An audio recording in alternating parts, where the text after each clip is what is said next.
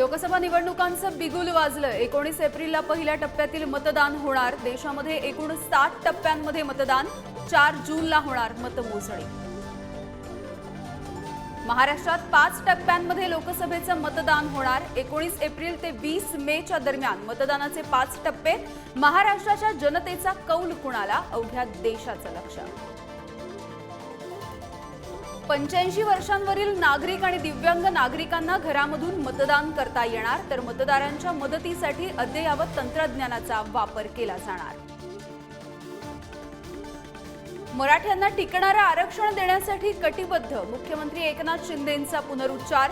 तर सावरकरांचा अपमान करणाऱ्या राहुल गांधींबरोबर फिरणं हे दुर्दैव, शिंदेंचा उद्धव ठाकरेंवरती निशाणा। आचारसंहिता लागू होण्याच्या आधीच राज्य मंत्रिमंडळाकडून घोषणांचा पाऊस। गृह विभाग, महसूलसह सामाजिक न्याय विभागासाठी अनेक योजना। सेवाभावी संस्थांनाही कोट्यवधींचा निधी मंजूर। गेल्या 10 वर्षांपासून लोकसभा लढवण्यासाठी इच्छुक, मात्र अंतिम निर्णय उद्धव ठाकरे घेतील, अंबादास दानवेंची प्रतिक्रिया। तर खैरेंवरती नाराज असलो तरी पक्ष सोडणार नसल्याची ही प्रतिक्रिया। महायुतीच्या जागा वाटपाचा तिढा आज दिल्लीच्या दरबारी सुटण्याची शक्यता। शिंदे, फडणवीस, अजितदादा आज दिल्लीला जाणार। अमित शहा आणि नड्डांसोबत होणार चर्चा।